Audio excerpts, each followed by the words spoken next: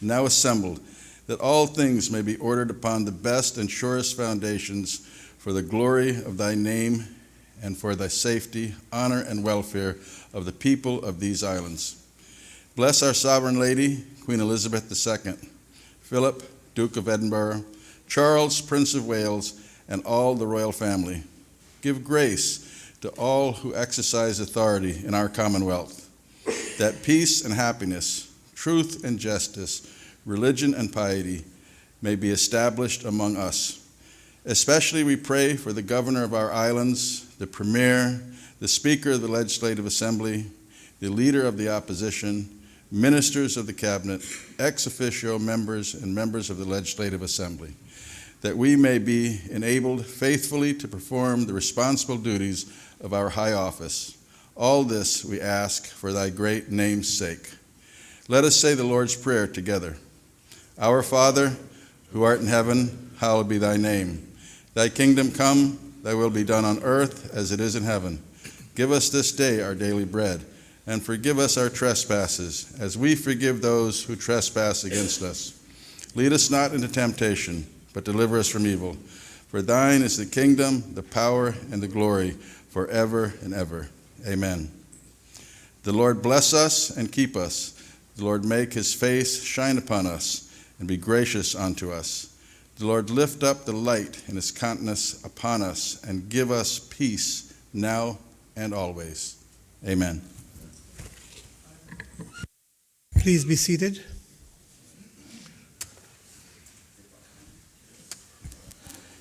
The assembly is now in session.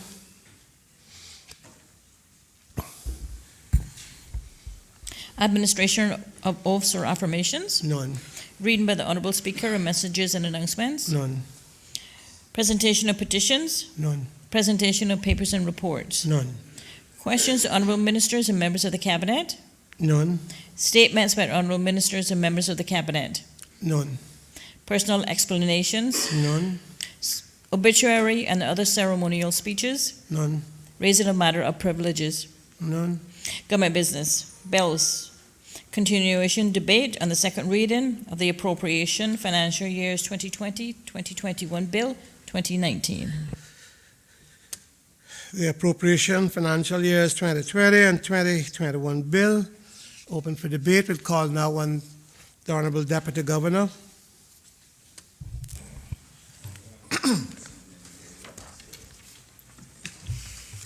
Good morning. Mr. Speaker, before I begin my contribution, please also allow me to congratulate His Excellency the Governor, the Honorable Premier, and Honorable Minister of Finance for their excellent speeches last Friday. Mr. Speaker, I would also like to congratulate you on 37 years of service as a member of this Honorable House and to the people of the Cayman Islands. I think we all agree that Cayman would not be the very special place that it is without your hard work, love for the Caymanian people, and your steadfast support for democracy. Mr. Speaker, I would also like to thank His Excellency the Governor for his support, guidance, and advice since his arrival just over a year ago. I can say without reservation that we have a governor who genuinely cares about the people of the Cayman Islands and our overall success. It is a real pleasure, Mr. Speaker, to work with Governor Roper. Mr. Speaker, I also want to thank the Honorable Premier and his government for their support of the civil service. I wish to convey our appreciation to the Premier and his government for the award of a further 5% cost of living increase effective January 2020, which recognizes civil servants' excellent performance and seeks to preserve their purchasing power by mitigating the effects of inflation over numerous years. Mr. Speaker, I'm delighted and proud that you and other members of this Honorable House have praised civil servants for high performance and excellent work. Mr. Speaker, you said that you believe that our civil service is the best in the region. Mr. Speaker, I agree. Our bold vision of a world-class civil service is being realized, and very often I see examples of a world-class civil service. Mr. Speaker, it has been said, and rightly so, how will we know that we are world class? Mr. Speaker, I believe we are world class when our elected leaders say so, when our customers say so, when our staff says so, and when we are recognized worldwide. So, Mr. Speaker, are we achieving our vision? Mr. Speaker, over the last 2 years, civil servants have worked diligently to lay a foundation that wholly supports each of the 5 goal areas of our strategic plan, a foundation that will ensure that a world-class culture is embedded across the civil service. Allow me, Mr. Speaker, to share some of our successes. What are our elected leaders saying about our performance? Mr. Speaker, as I mentioned, over the past few days, many members of this honorable House has praised the civil service for its hard work and dedication.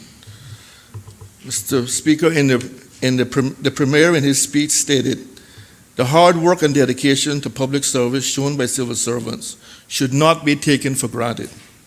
We all on these benches appreciate and value their service and the sacrifice many of them make every day. I could not agree more, Mr. Speaker. Mr. Speaker, even the Leader of the Opposition praised the excellent performance of MRCU in their response to the outbreak of dengue fever in the Eastern District. Mr. Speaker, the elected member for Northside highlighted occasions when the civil service was not world class. We have listened to his contribution and will work hard to earn his praise. Mr. Speaker, to earn these praises means not only hard work, but navigation of our procurement laws and the FFR, for example, when dealing with the procurement of the redevelopment of our airport, cruise berthing and cargo facility, the landfill solution, and mental health facility.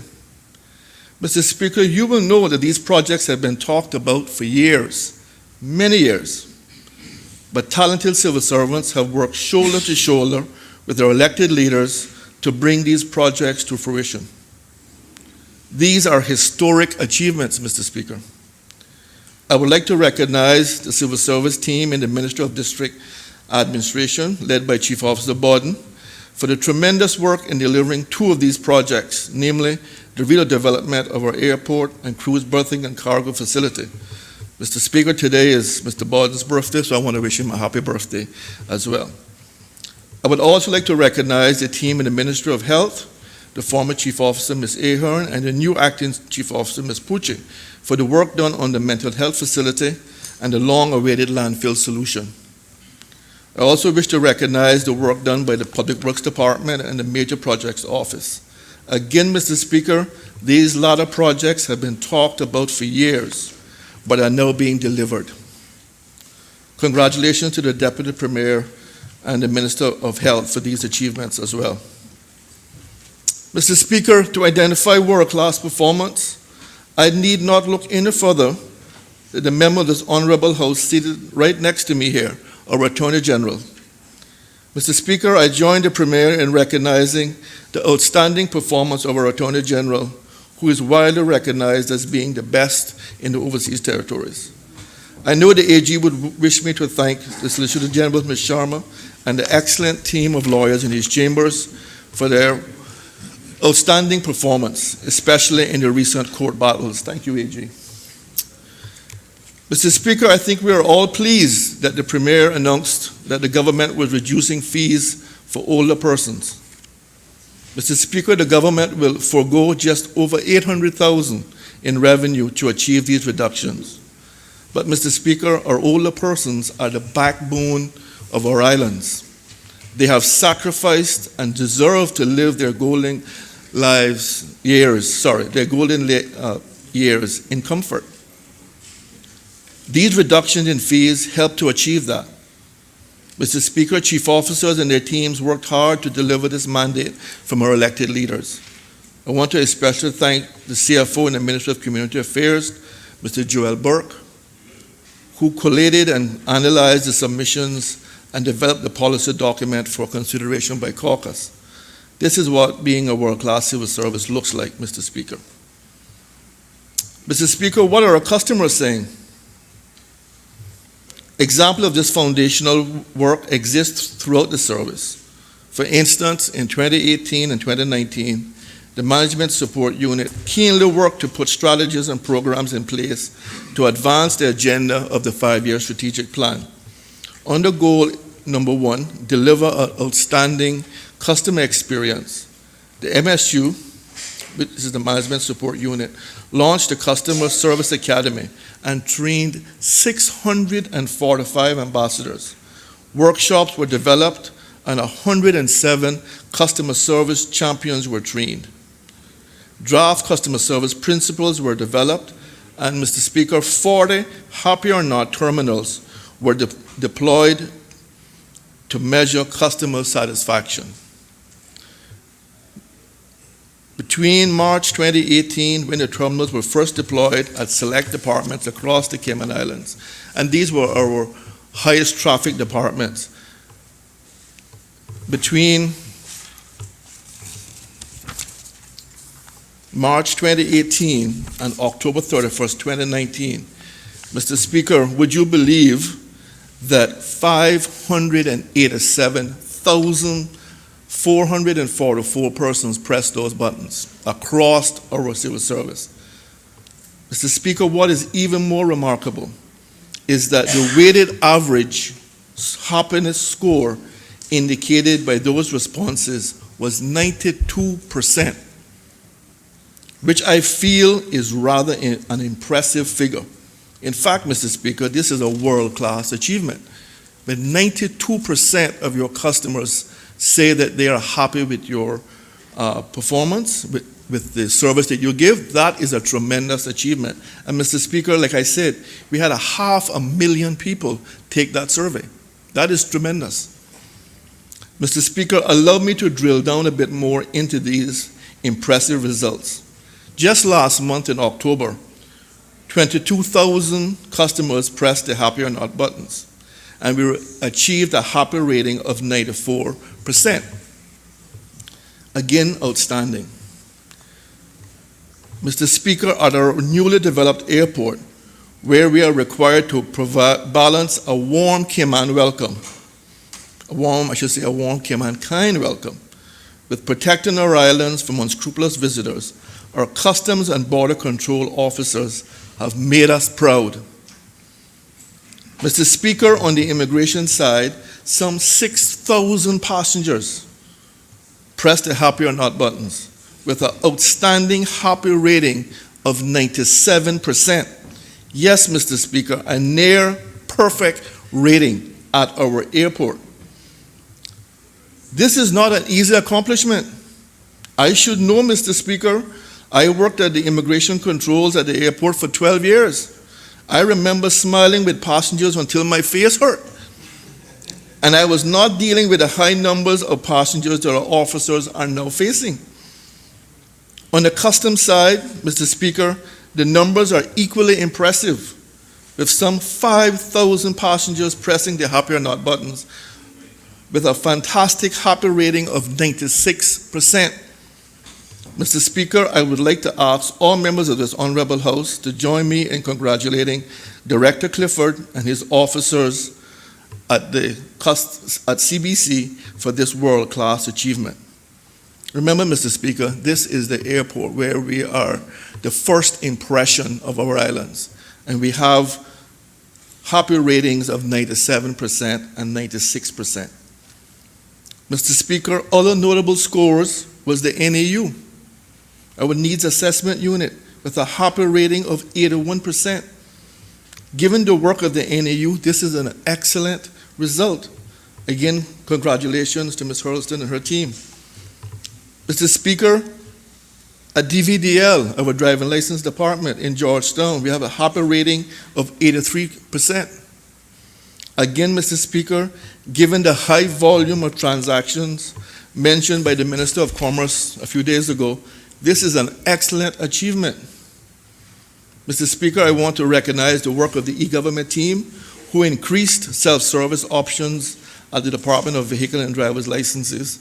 This means less crowding at the department. Mr. Speaker, would you believe that we have had these Happy or Not terminals at our police stations? I wish to commend Commissioner Byrne for his leadership in this area. At the Central Police Station, we achieved a HAPA rating of 80%. Now, Mr. Speaker, given the nature of policing, I think that score is quite commendable. But it just goes to show that if you treat everyone fairly, no matter what the issue, they will respect you. So, Mr. Speaker, I think we can agree that we are achieving a world-class results in the area of customer service.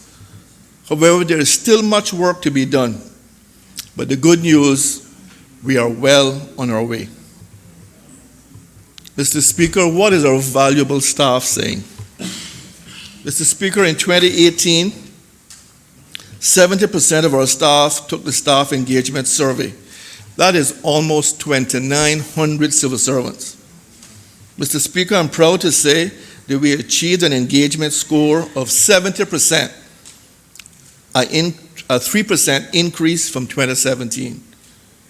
Now, Mr. Speaker, we do not believe that 70% is a world-class score. But again, it is encouraging.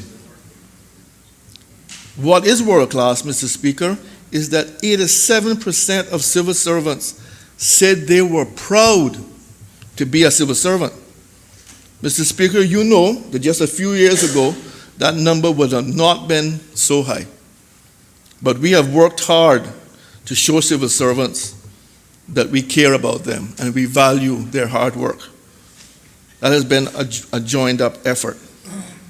Being proud to be part of an organization means you will work hard and dedicate yourself to the success of the organization. And that is exactly what we are seeing in the civil service today. Mr. Speaker, are we recognized worldwide? Sir, please allow me to read an excerpt from the executive summary of the worldwide accredited organization Investors in People, commenting on the Gold Award achievement by the Department of Commerce and Investment. Mr. Speaker, this is really special. And I'm quoting from the executive summary. DCI, remember, Mr. Speaker, this is Investors in People, a worldwide accredited organization. DCI is the most unique government department I have ever had the privilege to visit and work with. What makes it so unique? The director is a bundle of energy, passion, and genuine affection and interest in his people. He's a natural leader and people person, supported by a team of people that love coming to work every day, and many admit have been spoiled in relation to working anywhere else. The director and team are fully supported by a shared HR who has a love of the work she does and the people she works with. This is a government department with a private sector feel. The culture of DCI can be felt as soon as you walk in the room. People are smiling, talking, and laughing. The director door is always open. Desks are festooned with balloons and decorations, and people's personality traits are on the wall for everyone to see and understand.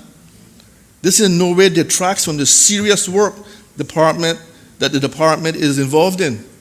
Targets are exceeded, customers are extremely satisfied, and people continuously learn and develop. Wow. Innovation is the first word that greets people at the door. And innovative practices are the baseline of what the director has led the team to believe in and achieve. People attribute the success of the organization to the many innovative practices that have been introduced by the director since joining DCI. Leaders look to the world around them for new ideas, such as leadership trends, and the next steps is for people at all levels to mirror that behavior. Further change will be action in line with their findings. And Mr. Speaker, that is some fantastic words attributed to one of our government departments. It is amazing. Mr. Speaker, this is definitely a world-class achievement. I would like to thank the Minister of Commerce for all of his support, the Chief Officer and the Director of DCI, Mr. Ryan Ramprakash Singh, for achieving this world-class result. DCI also achieved remarkable engagement scores of 86% and 76% in 2018 and 2017 employment engagement surveys, respectively. But, Mr. Speaker, it gets better. I don't know how to get any better than that, but just to say locally, DCI won the Top Employer Award for 2018 and 2019 at the Cayman Islands Human Resource Professionals Award ceremony. Imagine that, Mr. Speaker. A civil service department has been named the best medium-sized employer in the Cayman Islands. That is fantastic. It's really good. But, Mr. Speaker, the worldwide recognition continues.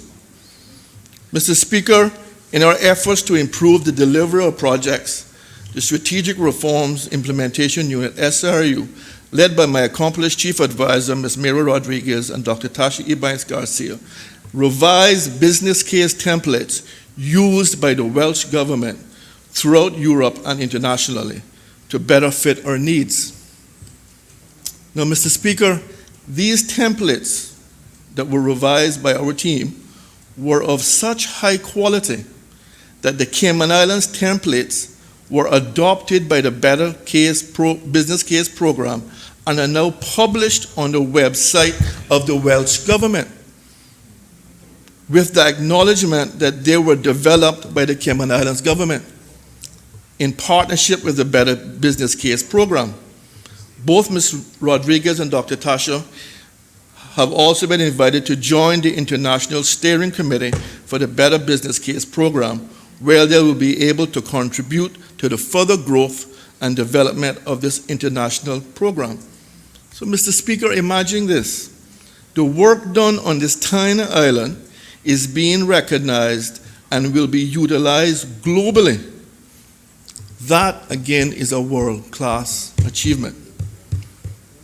Mr. Speaker, allow me to give you one final case of how we are recognized internationally. Mr. Speaker, the Cayman Islands government received positive press through a 7-page article on LinkedIn, authored by branding specialist and writer Mr. Ron Johnson, co-founder of Blueprint Creative. In his article, which was titled, "Something Really Bizarre is Going On in the Cayman Islands Public Sector, and That's a Good Thing," Mr. Johnson hails the 70% engagement rate that was confirmed through our 2018 Employment Engagement Survey. He emphasized the significance of this number, stating that this equates to 7 out of 10 civil servants actually enjoying the work they do and actively working towards the goals of the organization, rather than working merely for a paycheck. Mr. Johnson also commented on the 87% proud to be a civil servant and the 85% personal sense of accomplishment responses, which he referred to as eyebrow-raising statistics. Mr. Speaker, we should be really proud of these worldwide recognition, and it shows that we are well on our way to becoming a world-class civil service. Mr. Speaker, exactly how has our civil service achieved these world-class results? Mr. Speaker, it is obvious that the skillful implementation of our 5-year strategic plan is paying dividends. Mr. Speaker, I must recognize the work of the portfolio of the civil service led by my excellent Chief Officer, Ms. Gloria McField-Nixon, and her amazing team. In addition to customer service training, under goal number 2 of the plan, which calls for the development of exceptional leadership, the Management Support Unit and POCS distilled key concepts into a succinct leadership statement, delivering 11 seminars for strategic leaders aimed to raise awareness of key leadership concepts, delivered focused ILM training to managers and supervisors, which to date has resulted in 182 civil servants obtaining or being in the process of obtaining formal leadership qualifications. In leadership matters, Mr. Speaker. Exceptional leadership really matters. By moving to an online platform, achieving a 93% completion rate for performance agreements in 2019 is again a very good result. Also in support of this goal, the SRAU trained 214 managers to be competent in program and project management.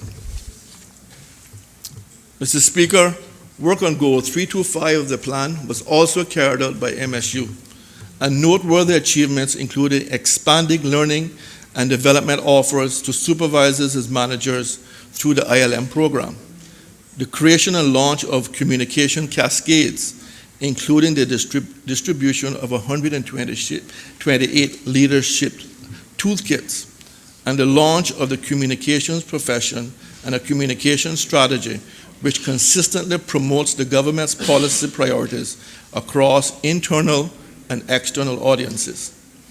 In addition, Mr. Speaker, 425 employees were trained in human rights and governance, and over 2,000 employees completed an online anti-fraud and whistleblowing training. Mr. Speaker, if the public sector is to be successful in delivering the needs of our country, it is essential that we have a complement of civil servants who are confident, competent, and professionally equipped for the task. While most civil servants will have been recruited with particular skills or qualifications, it is critical that we continue to develop them and keep their skills up to date. Mr. Speaker, I think we all agree that if you invest in your staff, they will make your customers happy. We are realizing world-class results by investing in training for our staff. Mr. Speaker, allow me to further demonstrate that Chief Officers and I are very passionate about and committed to supporting the development of our civil servants throughout the work of the Civil Service College. With increased managerial support and enthusiastic appetites for learning, more and more civil servants are taking up and demanding additional opportunities to upskill and prepare themselves for improved performance and career advancement. Mr. Speaker, during the past 2 years, 154 civil servants have actively participated in online learning. 800 employees participated in the various workshops and seminars. 290 employees have completed or are currently pursuing leadership and management qualifications through the Institute of Leadership and Management, of which the Civil Service College is an accredited center. 22 employees graduated with an Associate of Arts in Public Administration. Another 20 employees earned certificates in public administration, and 3 civil servants, sponsored by the Civil Service College, completed their Bachelor of Arts degree at UCCI. Mr. Speaker, we are very proud of our Civil Service College, which offers free education for our civil servants. Mr. Speaker, partial financial support was also provided by the Civil Service College to 13 employees who undertook the Global Executive Leadership Certificate course, which is offered in partnership with UCCI and Florida International University. Additionally, partial funding was provided to 7 civil servants who participated in the Chamber of Commerce Leadership Cayman program. Mr. Speaker, all of this shows is that we are supporting our civil servants. We're giving them every opportunity to upskill themselves and to move up the ladder. In addition to classroom-based training, it is a commonplace for civil servants to also be exposed to on-the-job training through secondments to other roles and to informal coaching and mentoring more broadly. More broadly, the civil servant has developed and agreed terms of reference for heads of profession, which will support talent development across specific career paths. Mr. Speaker, I'm very pleased to say that over 50 civil servants have taken advantage of these secondment opportunities.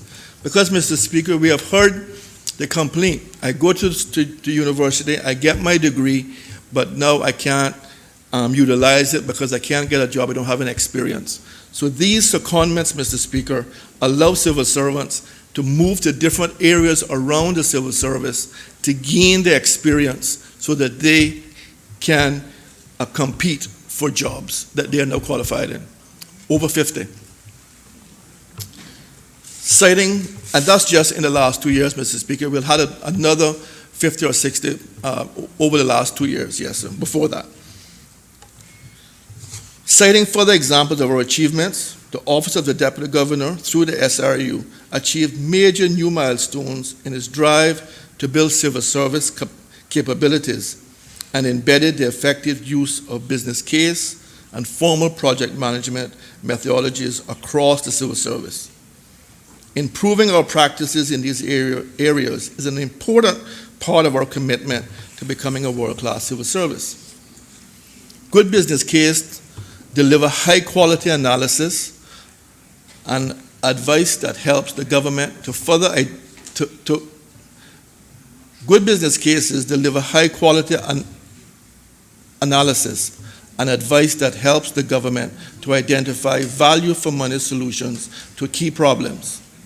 Further, once projects are decided, project management skills and methodologies can help to ensure that the government's priorities are delivered in a timely and effective manner.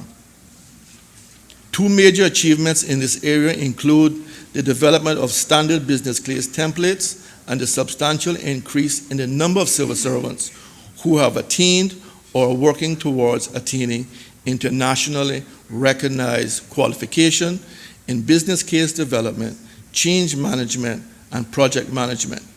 Specifically, Mr. Speaker, 54 civil servants earned foundation levels certification in business case development. 20 civil servants have earned foundation certificates in change management. 74 civil servants have earned the project fundamental qualification in project management. And Mr. Speaker, I'm very proud to say that 19 civil servants have now earned practitioner level certification in change management. Moving on now to our legislative achievements.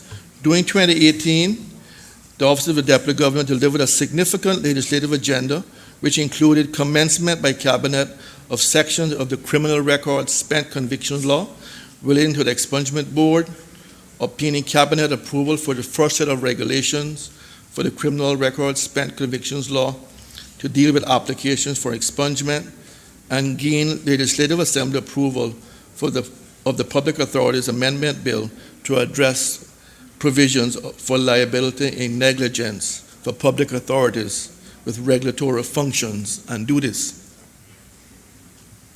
Additionally, Mr. Speaker, in 2018, this Honorable House approval was granted for the Utility Regulatory and Competition Amendment Bill, the Water Authority Amendment Bill, the Water Sector Amendment Bill, the Information and Communication Technology Amendment Bill, and the Electricity Sector Regulation Amendment Bill.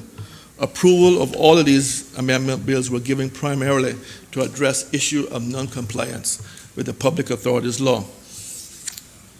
Rounding out the 2018 legislative achievements of the Office of the Deputy Governor was approval of the Freedom of Information Amendment Bill, Cabinet approval of the procurement regulations, the establishment of the new Public Procurement Committee, and the commencement of the new procurement regime, working closely with our colleagues in the Ministry of Finance. Mr. Speaker, the work of the Office of the Deputy Governor supports work that benefits some of Cayman's most vulnerable citizens. That said, a new independent monitoring board for prisons and places of detention was established in 2018 and was operational early this year. Members of the board are community volunteers who monitor the conditions and treatment of prisoners and detainees in line with the 1995 Cayman Island Constitutional Order and international human rights standards and obligations. Also, a new expungement board was operationalized in 2018 and commenced its regular meetings and the processing of applications for expungement. Since February 2018, the board has received 45 applications and 19 convictions have been expunged. Mr. Speaker, I believe all members of this Honorable House was very supportive of this law so that our Caymanians who have had convictions on their records for sometimes 10, 15, 20 years that could not be removed, those convictions are now being removed under this law.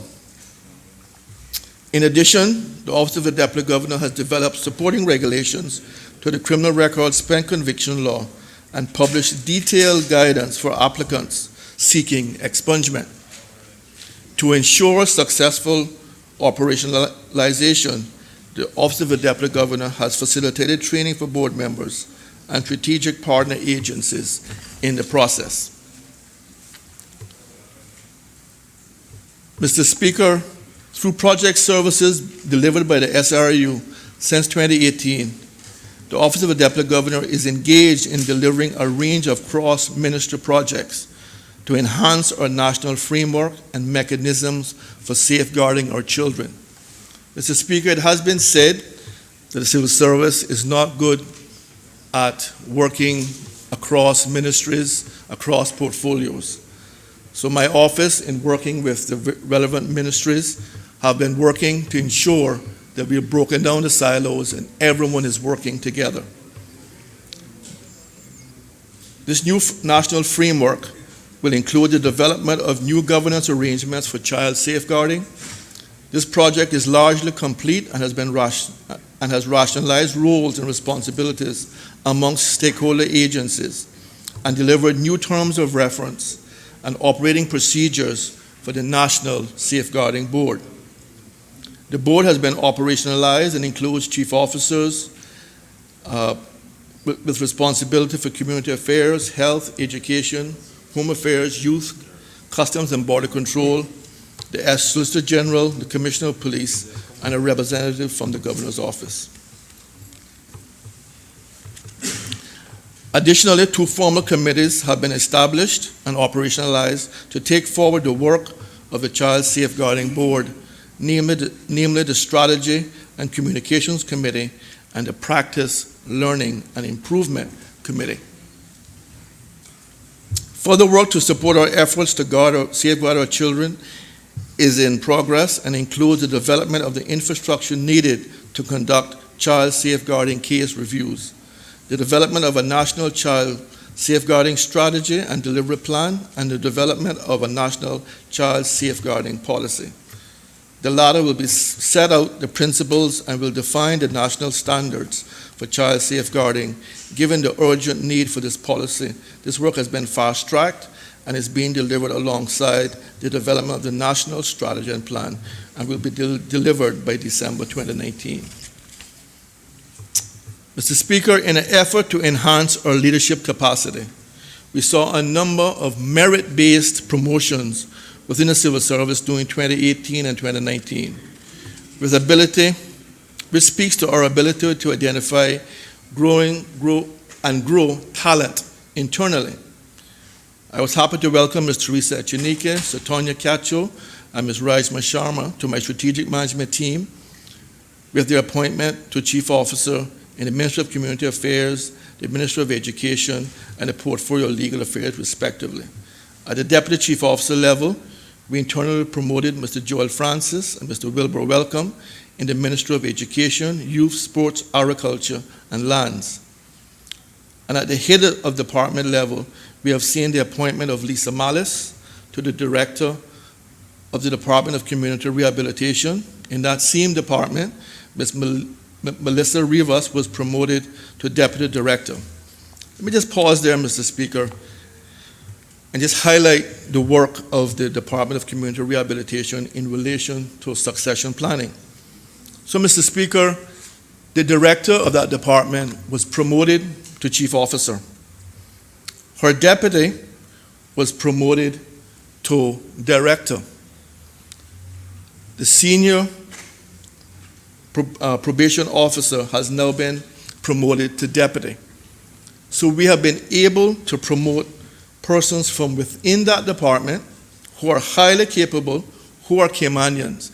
That, Mr. Speaker, is an excellent example of succession planning. Mr. Andrew Ebanks took up the post of head of London office earlier this year, and Mr. John Westacres has replaced Mr. Ebanks in the Ministry of Community Affairs as the deputy. These are just a few examples of how we are facilitating the upward mobility of Caymanians across the service. Mr. Speaker, notably, of all of these appointments, promotions, all of these, only one was given to someone outside of the civil service. Again, this speaks well to our succession planning.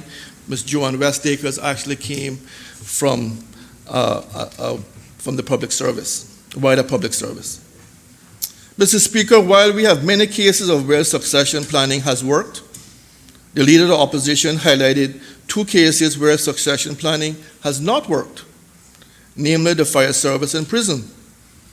Mr. Speaker, we acknowledge this failure and offer no excuses, only a firm commitment to get it right and ensure that highly qualified and capable Caymanians heads up every department in the civil service. Mr. Speaker, what we will not do is promote based on tenure or who is next in line.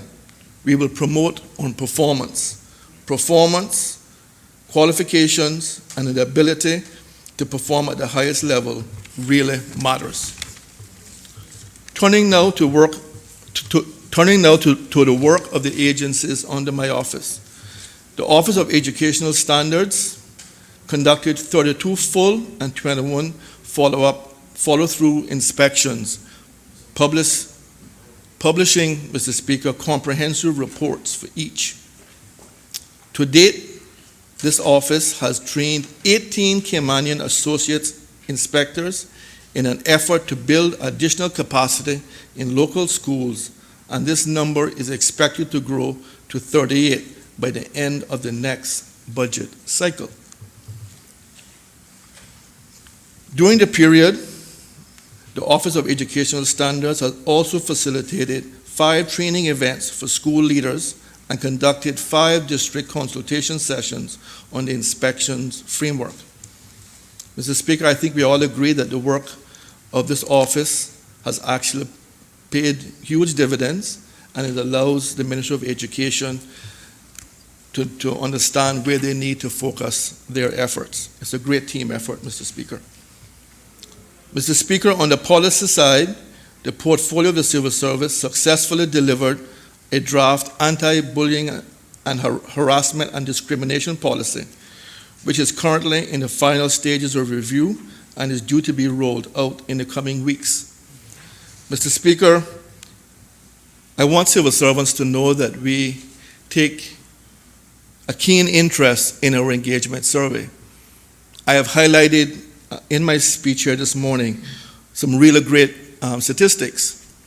But in the engagement survey, in 2017, 19% of the civil servants said they had experienced some bullying or harassment.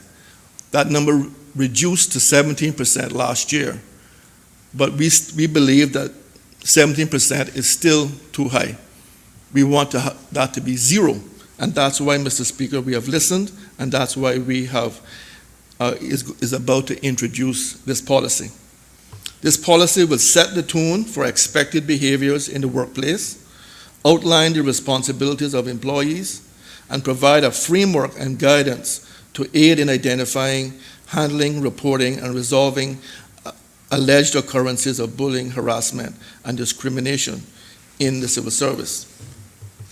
Mr. Speaker, during 2018 and 19, this Honorable House was part of the process of creating a legislative workflow for primary and secondary legislation, which included ILAW integration. This resulted in improved production time in the way bills are drafted through the various stages, including amendments made at the committee stage. During the period, the Legislative Assembly has strived to enhance the services provided by the Hansard Office. 2 additional staff members were hired in December 2017. They, along with the assistant clerk, have been able to clear the backlog of a number of recordings that needed to be transcribed, edited, and proofread, including House sittings and the Finance Committee meetings. Mr. Speaker, I know you'll be pleased for me to say that I anticipate that this is the last time that I will give an update on the performance of this Honorable House. Work has been taken forward to advance the independence of this Honorable House, and this is reflected in the budget. I look forward to early next year when we further strengthen democracy and the separation of power and attain a truly independent Legislative Assembly. Mr. Speaker, as you are all too aware, the first People's-initiated referendum in the Cayman Islands will take place in the coming weeks, marking a new place in our history. As voters go to the polls, I want to assure the public and this Honorable House that the Elections Office will ensure that the process goes smoothly, transparently, and in accordance with established laws. As it relates to internal governance, Mr. Speaker, we have established the first ever Audit and Risk Assurance Committee for the core government, which was established by my office and held its first full meeting in September 2019. This fills a critical and long-standing gap in our governance arrangements and also delivers on a recommendation by our Auditor General. The committee provides an independent challenge to governance, risk management, and controls for the core government and helps to ensure that the risk and control framework is operating effectively. The Audit and Risk Committee consists of 3 members from outside of the core government and reports and make recommendations of improvements directly to myself. The Internal Audit Service began working with the committee and will continue to do so at quarterly meetings where governance, risk, and control matters will be actively discussed. This marked a major milestone in our governance agenda and is a development that will only serve to better the government's operations going forward. In our quest to embed a world-class culture, the Internal Audit Service completed the first formal internal quality assessment of its operations, which is a prerequisite for an external quality assessment, the latter of which is required to ensure adherence to international standards for internal auditing. Ongoing senior level appointment and counter-fraud initiative programs were also launched during 2018 and 2019 as new components of internal audit's overall program of governance, risk, and control assurance. In line with the government goal to develop Caymanians for senior roles within the service, Mr. Speaker, I'm very pleased to say that Internal Audit's Caymanian Deputy Director completed a 17-month development secondment with the UK's Government Internal Audit Agency and returned to Cayman in August of this year. Mr. Speaker, we're all very pleased with Mr. Laurie Knight, and she has done a wonderful job, and I'm very pleased that we were able to offer her this 17-month secondment to the UK where she could be exposed to the workings and operations of the UK Civil Service. Mr. Speaker, this again really demonstrates our commitment to giving our people every opportunity to move up the ladder.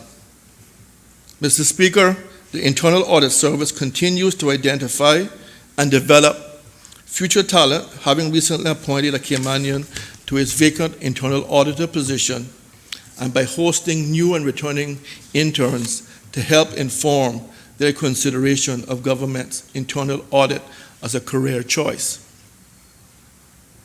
Turning now to HR matters, Mr. Speaker, on the 1st of June 2019, Section 47 of the Public Authorities Law came into effect.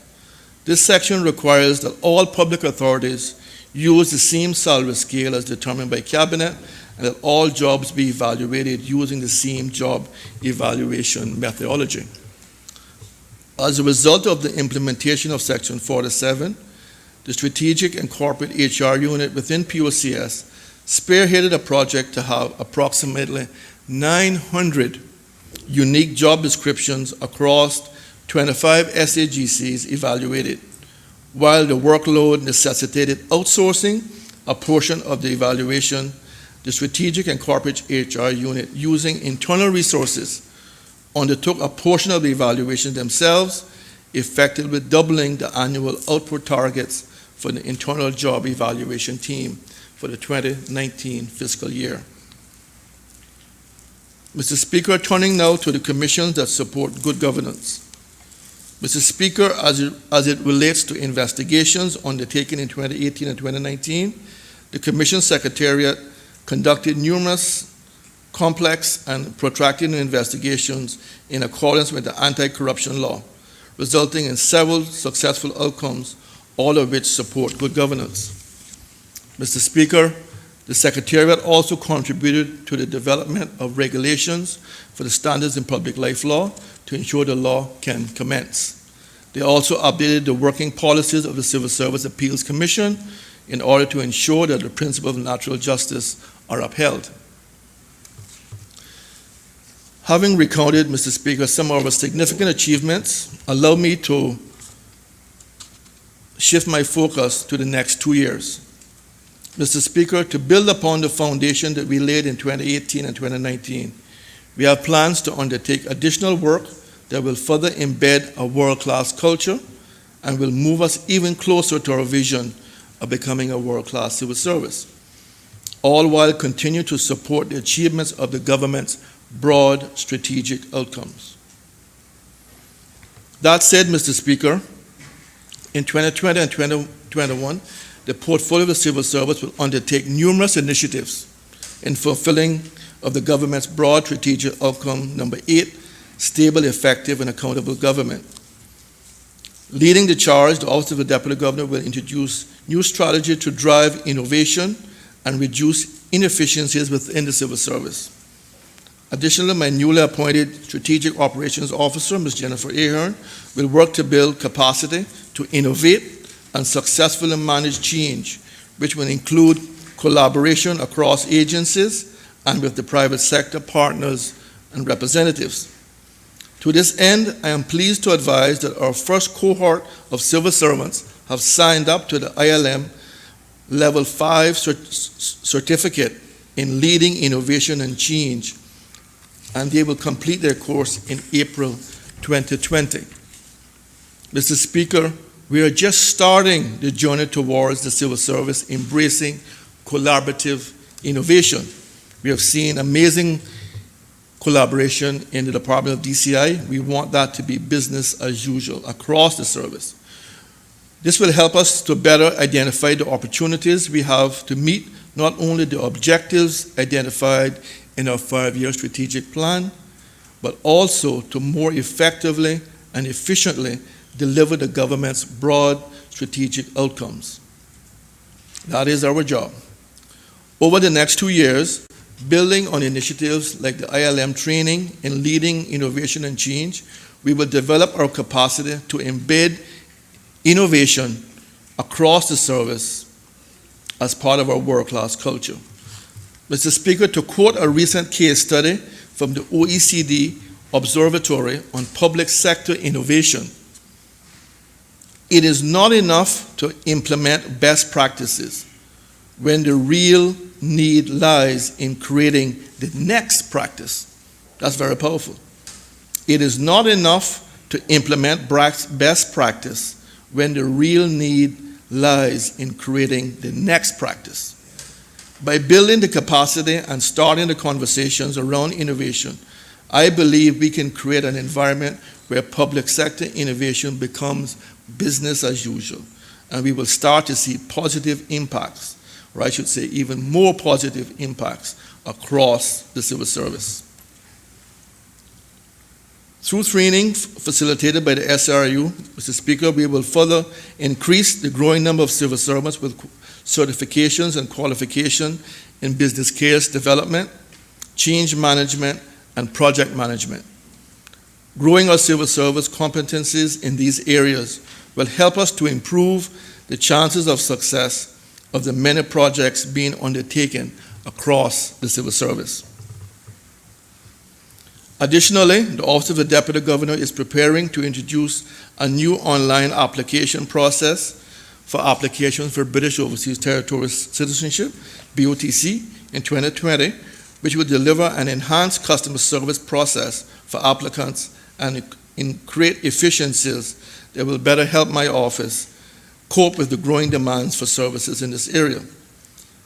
Mr. Speaker, please allow me to pause and pay tribute to the hard-working staff in my office who have performed to an exceptional high standard, processing a record number of applications for BOTC and British citizenship. I want to thank the office manager, Ms. Jody Whitaker, my PA, who puts up all of my various demands, Ms. Tanisha Ebanks, Ms. Leonard Tatum, Ms. Joanna McLaughlin, Ms. Nancy Lacasse, and Ms. Sharon Borden. Welcome for their dedicated service. These are our outstanding civil servants, Mr. Speaker. Mr. Speaker, our quest to fulfill our purpose to make the lives of those we serve better has led us to swearing in Caymanians as citizens on their hospital beds because they require a passport for emergency travel, or swearing in a 90-year-old Caymanian at her home. These are very proud moments of magic, Mr. Speaker, when we take the services to our people. We've had cases where persons needed a passport within 48 hours in order to leave the island for surgery, and we have delivered on that, Mr. Speaker. It meant me going to the hospital to swear them in on their sick bed, but that is what being a civil servant is all about. And I'm very proud of the work that we have done in this regard. I'm very pleased with my staff, Mr. Speaker. Mr. Speaker, as it relates to broad strategic outcome number 4, reducing crime and the fear of crime, in 2020, the National Security Council National Anti-Gang Strategy and Plan to eliminate criminal gang culture and behavior in the Cayman Islands will be formally launched. The plan will deliver an integrated program of prevention, intervention, enforcement, and rehabilitation projects and initiatives.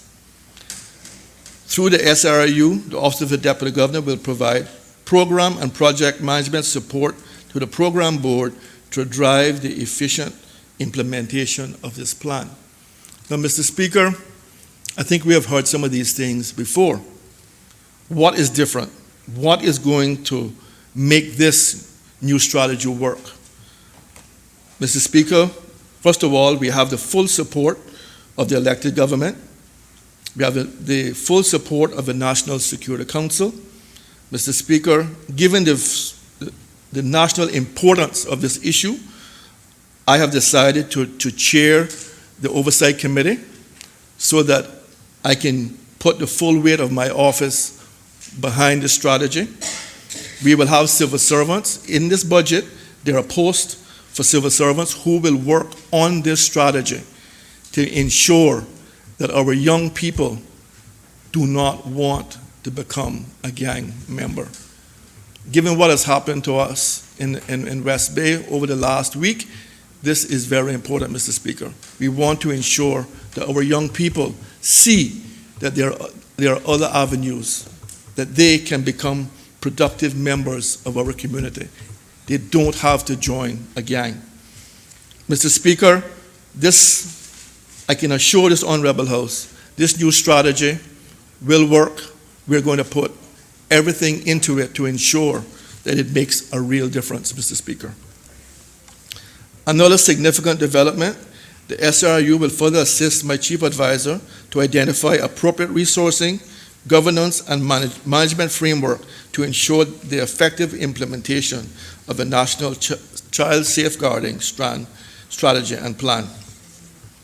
The upcoming fiscal period will mark years 3 and 4 of our 5-year strategic plan.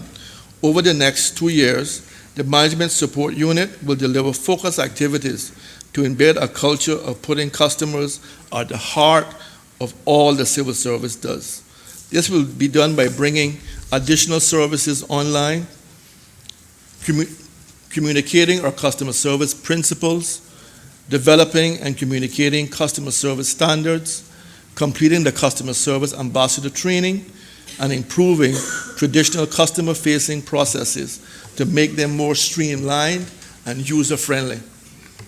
On the leadership front, Mr. Speaker, the MSU, which is the Management Support Unit, will continue their work to develop exceptional leadership by creating a 360-degree process which is tied to our core competencies, providing coaching for leaders so that they know how to respond to the 360 feedback and develop deeper capability in innovation through the Civil Service College Leadership Academy. Mr. Speaker, the 360, where we send out a survey to the persons who you manage and you ask them to rate your supervisor, is a great way for leaders to understand how they are viewed by their staff.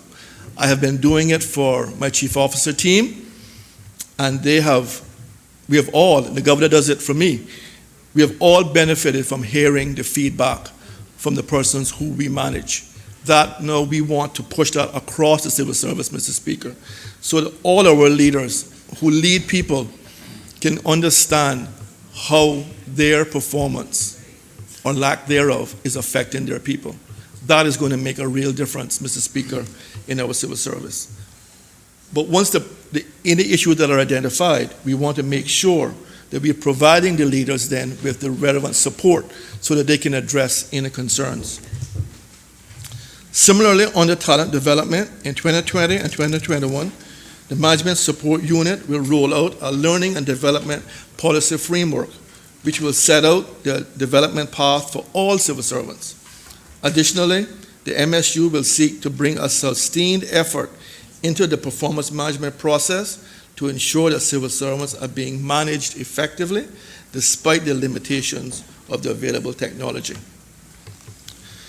Mr. Speaker, as it relates to HR, work will be advanced to modernize the HR function, which is with the strategic and corporate HR team strengthening its role as a center of expertise, supporting additional HR disciplines, including strategic workforce planning, and expanding its offerings in the field of learning and development. Talent acquisition and management and employee relations. Key HR processes will be revised and updated to improve efficiency. And our repertoire for employee well-being and engagement activities will be expanded, both of which are critical factors impacting organizational productivity.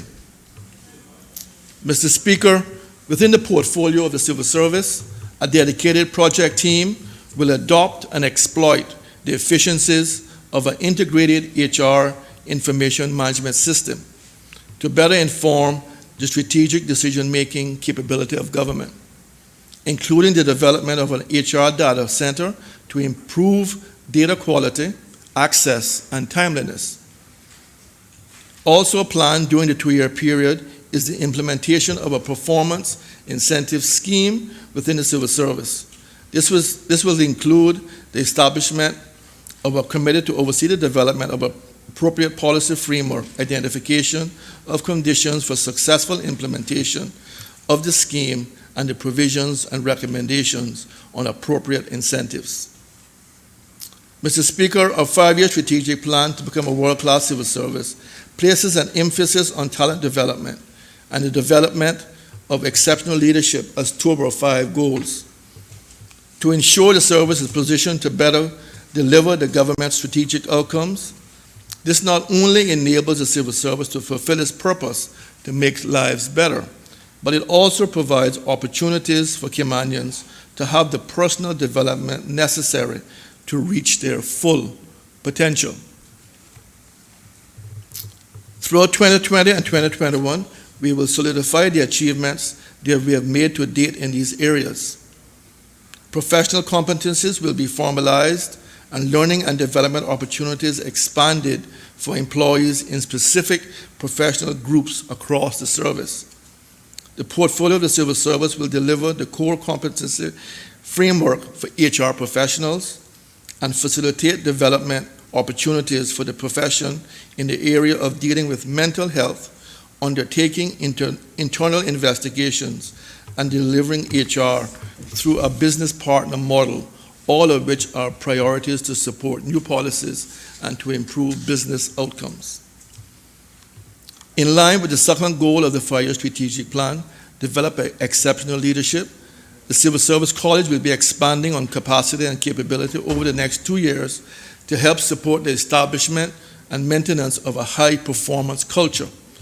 Their main focus will be on ensuring that every leader and manager has the opportunity to gain an internationally recognized leadership and management qualification or accreditation. Mr. Speaker, this is very important. I want to reemphasize that. Their focus will be to ensure that every leader and manager within the civil service has the opportunity to gain an internationally recognized leadership and management qualification or accreditation. Mr. Speaker, this is very important to us. Reason being, Mr. Speaker, we train people to be really good technocrats. Whether it is questioning people at the airport, whether it is profiling skills, whether it is forensic capabilities, whether it's good policy development. We then promote them into leadership and management positions. But then we don't train them to be good leaders. And then we wonder why things go wrong. This, what I just said, Mr. Speaker, addresses that in a very fundamental way.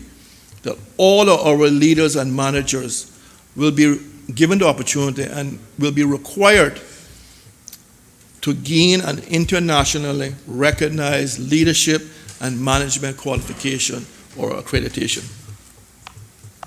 In early 2020, the Civil Service College will launch its Leadership and Management Accreditation Program to ensure that the 650 to 700 managers and supervisors have the support they need in order to develop a culture across the service within which business priorities can be successfully delivered. Additionally, mandatory CIG training that ensures existing and new compliance and government policies will be more rigorously extended across the service.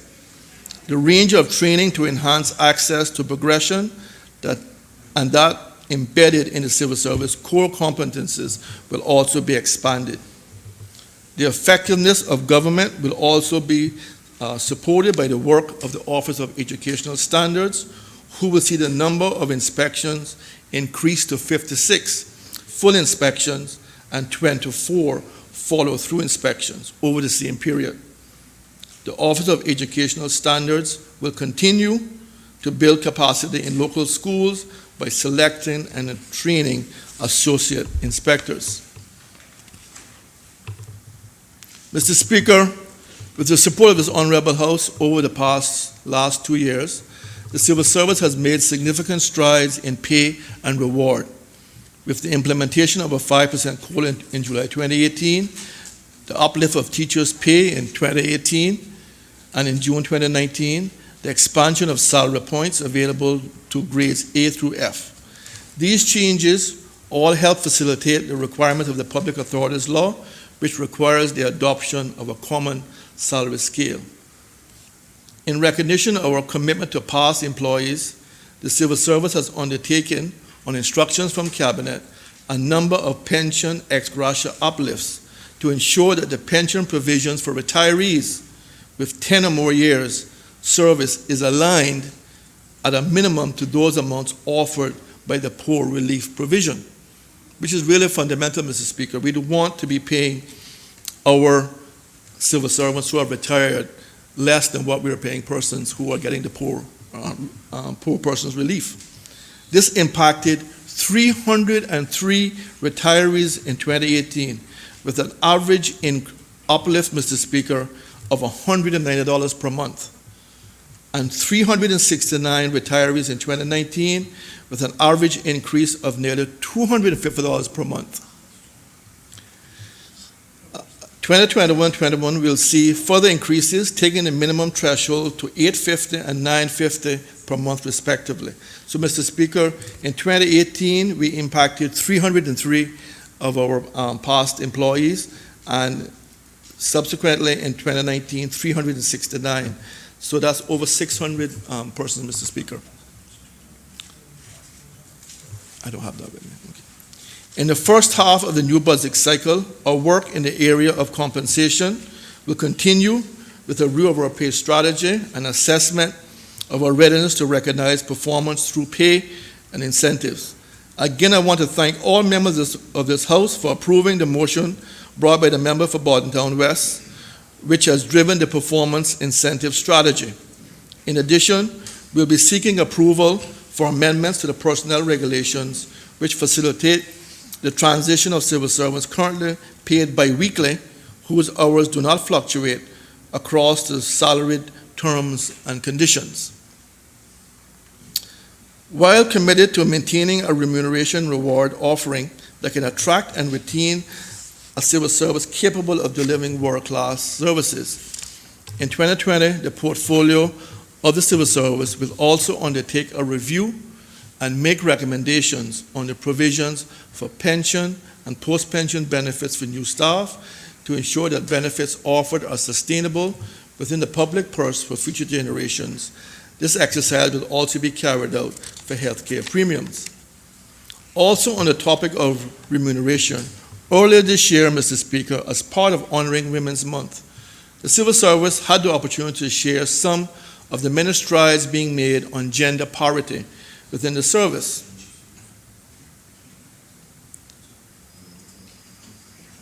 As an inclusive employer, Mr. Speaker, we are happy to have a healthy representation of women who make up 55% of our workforce. Their earnings are on average equal, or, Mr. Speaker, in fact, in 2018, it was slightly higher, thanks to increases for teachers. So, Mr. Speaker, in the civil service today, women earn slightly more than men. In 2020, we plan to continue our work to support this important area, including plans to undertake a review of our provisions for family leave, specifically maternity and paternity leave. The aim of improving our existing family leave provisions, which form a part of our overall remuneration package. Mr. Speaker, we have heard many complaints from mothers and fathers saying that they are not given support to be able to spend time with their newborns and time to bond with their children. So we want to make sure that the provisions in the civil service are modern and it addresses that concern. Because, Mr. Speaker, we want to attract and retain our Caymanian talent and to support our valued employees in balancing their familiar and work responsibilities. The end goal is that civil servants can always bring their best selves to work and focus on delivering services to the community we serve. We don't want our civil servants coming to work and wondering what's happening to their children at home because they had to leave them too early. In 2020, we plan to continue our work to support this important area, including plans to undertake a review of the provision of our family leave and, like I said, maternity and paternity leave. Mr. Speaker, at one time I would receive calls about the state of financial reporting within the civil service. I'm now pleased to say that that is no longer a concern. With the accounts for the whole of core government so far receiving unqualified audit opinions in 2018, and Mr. Speaker, I anticipate that for 2019. With this change embedded across the service, 2020 and 2021, we will see a shift of focus and a significant emphasis placed on the modernization of the HR function. During 2020 and 2021, work will be pursued in preparing for rolling out our enterprise workforce planning. At a department level, three or four agencies will be supported through the business planning cycle. Corporately, we'll be improving the infrastructure necessary to manage the nearly $280 million spent on personnel by modernizing HR IT systems to achieve an integrated enterprise-wide system which provides improved capabilities to support a modern HR function and information that drives evidence-based decision-making. To strengthen governance and accountability in government, the new Audit and Risk Assurance Committee will commence its full year of operations next year. The Internal Audit Service 2021 Audit Plan is expected to be the first comprehensive internal audit plan to receive formal endorsement from the committee, and the plan will ensure the agency is working effectively to help senior managers understand and manage governance, risk, and control matters. The establishment of the Audit and Risk Assurance Committee, Mr. Speaker, marked a major step forward on the governance agenda, and going forward, their work will help to ensure good governance and accountability as it relates to the implementation of recommendations made by the Internal Audit Service. So, Mr. Speaker, just to say that what we have created here is a mini PSC that is within the civil service. So they will be looking at reports from our internal auditors, whereas the Public Accounts Committee looks at reports from the Auditor General. Through their work, implementation status will be monitored and the owners of key internal controls will be made to answer for progress or lack thereof in implementing recommendations that are meant to improve internal systems and processes. Additionally, the committee will seek sight of risk-related matters, including the implementation and integration of the government's new risk management framework. They will also be privy to the results of internal audits' first ever external quality assessment, which is scheduled for 2021 period, and will monitor the execution of any improvements identified in that assessment. Mr. Speaker, we all know that in the coming 2 years, the Elections Office will prepare for and facilitate the next general election, which will take place in May 2021. To ensure the Cayman Islands democratic processes are upheld, the Elections Office will continue to deliver high-quality general elections which are compliant with international standards and for which the Cayman Islands are already highly regarded. Mr. Speaker, helping to bolster governance in 2020-2021, the Commission Secretary will work to modernize relevant legislation to strengthen the work of the commissions and will seek to facilitate the register of interest to ensure good governance, promote transparency, and ensure compliance with the standards in public life law when it commences. Mr. Speaker, both His Excellency the Governor and the Honorable Premier spoke about the outstanding achievements of the Royal Cayman Islands Police Service in reducing crime. Please allow me to provide this Honorable House with some further details about the work of the RCIPS. In keeping with the vision to provide the people of the Cayman Islands with a world-class police service, the RCIPS has developed and maintained a change management strategy to professionalize and modernize the police service through a strategic, integrated, and technology-aware approach to policing in these islands. Community policing remains at the heart of the service delivery model for the RCIPS, which dedicated officers assigned to each policing district across Grand Cayman. The recent appointment of 11 community safety officers, CSOs, across the island, one additional to be appointed, strengthens the community policing model and delivers on a strategic commitment outlined in the 2017 program for government. The new CSOs are mainly Caymanians, and it is anticipated that they will make a significant impact working with communities to ensure community safety. As part of the program for government, and the requirement to align with the Cayman Islands Civil Service mandate to provide employment opportunities for Caymanians, the RCIPS is actively seeking to employ Caymanians in police and civilian support roles, and this is evidenced in recent recruitment campaigns for both sworn police officers and civilian support personnel. In this regard, there's a move to identify non-core policing functions within the police service to civilianize posts, identified thus providing employment opportunities for Caymanians, and this is a very welcome development. Succession planning for the mid and senior rank positions in RCIPS for sworn officers and civilian support personnel is actively being pursued, and a number of Caymanian officers have been appointed to acting supervisory roles, and others sent on professional leadership and professional development training courses. Two particular cases of note are the professional and development opportunity for AC Darren McLean, who has been funded and sent to Trinidad to train as a helicopter pilot.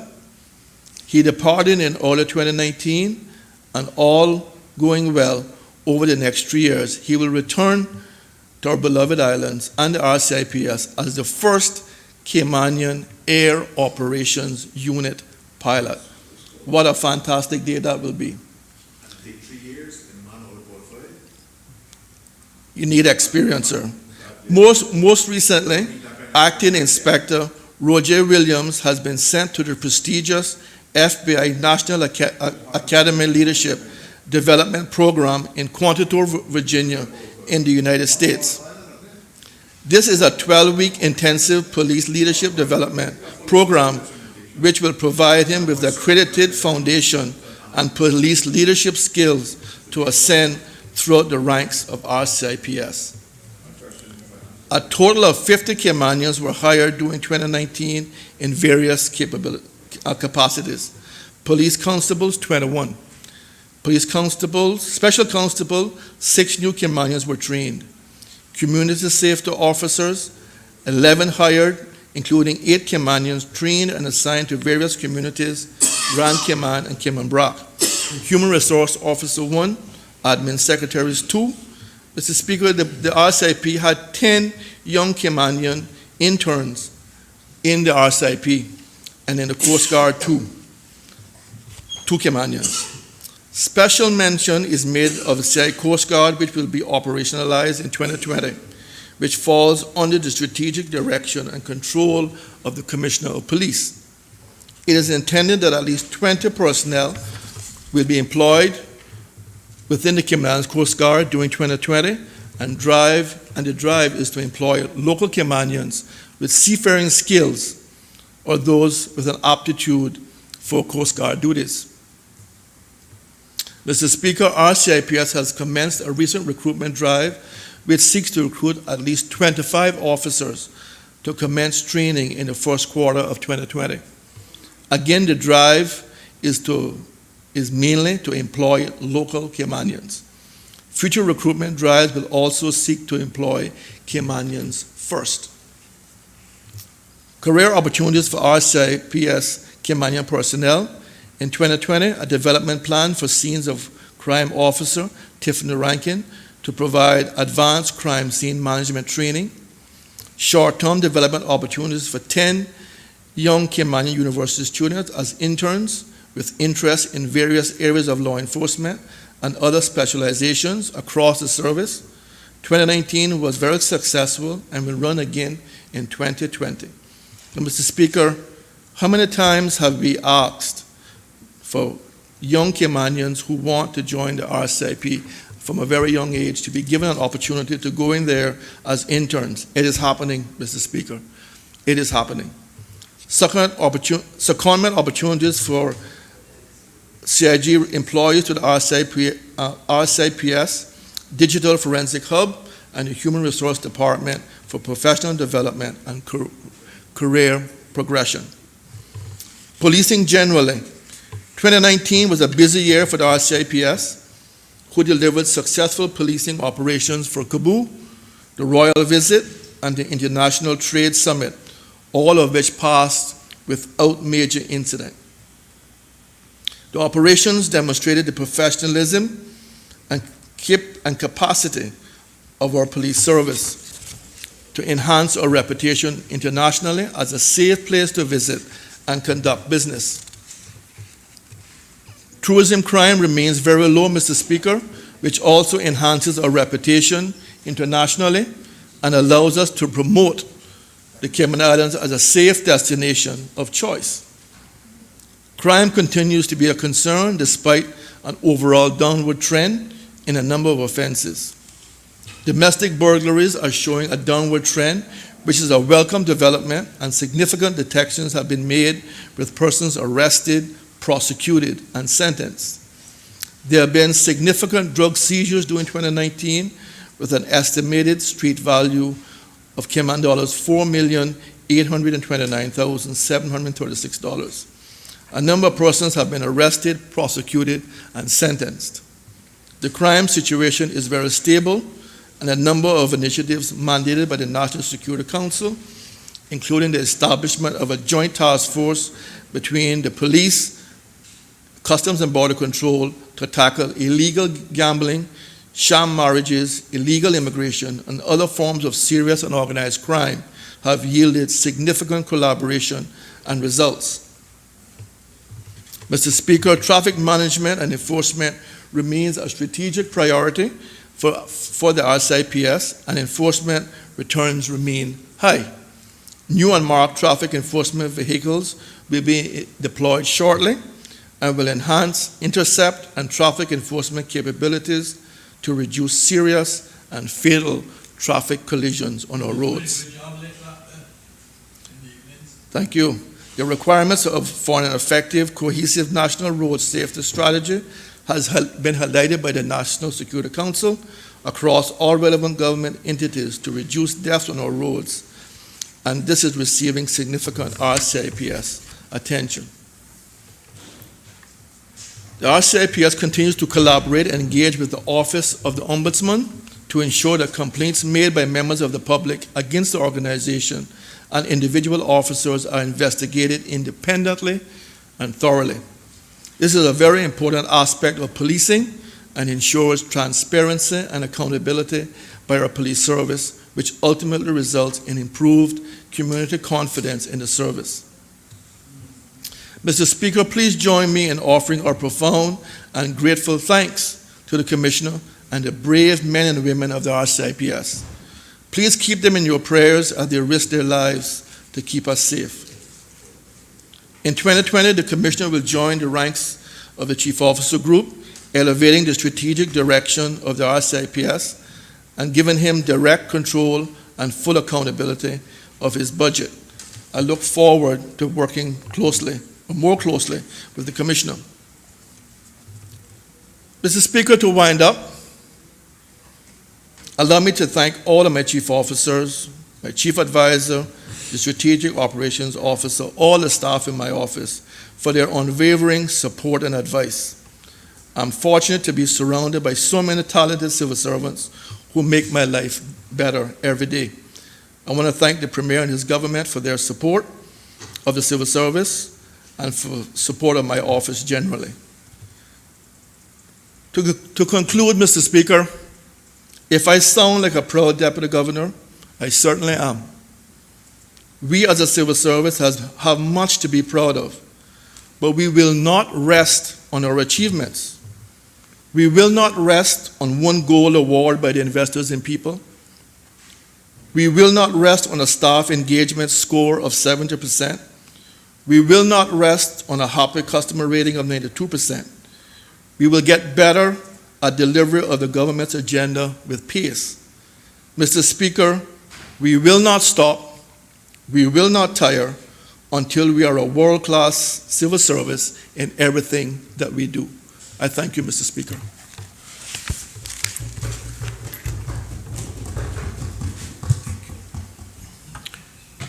Does any other member wish to speak? Does any other member wish to speak?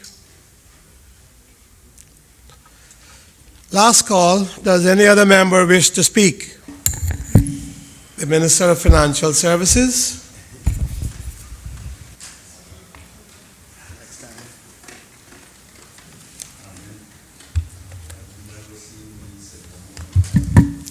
Thank you, Mr. Speaker. Mr. Speaker, I understand and appreciate today being a shortened day because of other commitments. I will begin and continue on next week. Mr. Speaker, I rise to make my contribution to the debate on the appropriation financial years 2020 and 2021 Bill 2019. First, let me express my thanks to the Governor for his delivery of the throne speech, to the Premier also for the delivery of the 2020-2021 Budget Policy Statement, and to the Minister of Finance and Economic Development for the delivery of the 2020-2021 Budget Address, all having outlined the salient points, key initiatives, and major capital and other projects undertaken, ongoing, and continuing and planned by this unity government. Mr. Speaker, many of which have been as a result of the continued implementation and enhancements made to the initiatives and projects which started and were developed during the last government administration, of which I am happy to have been a part of as well. You see, Mr. Speaker, the success of this unity government, and thus the country as a whole, is the commitment by all of us who sit on this side of the chamber to work together for a common goal and for the greater good of the country, irrespective of the fact that many of us did not share the same manifestos or political platforms.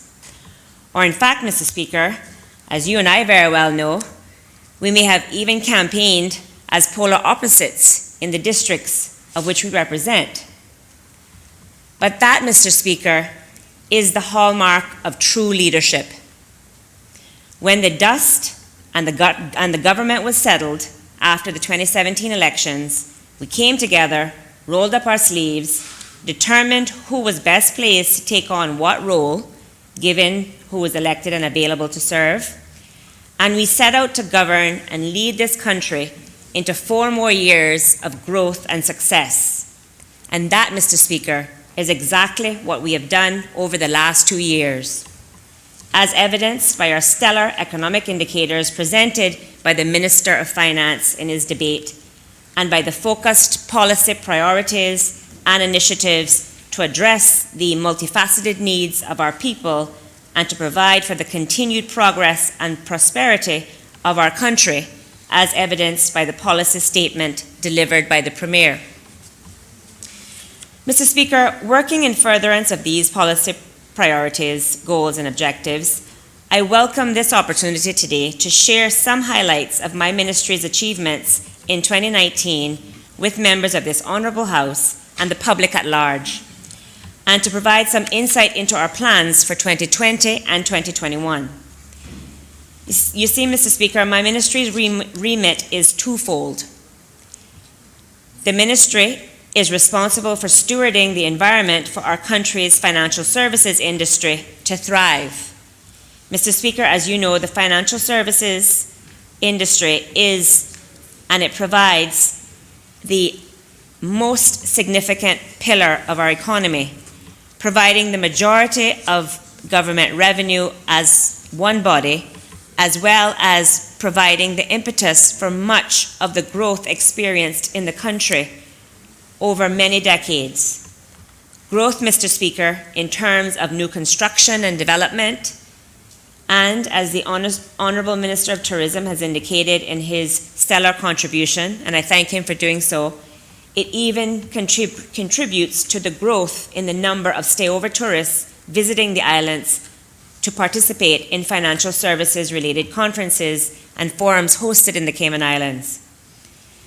Mr. Speaker, the ministry also has responsibility for home affairs, covering key departments that provide for public safety, national security, and the well-being of the community through effective emergency communications, detention and rehabilitation of offenders, fire safety, and disaster management.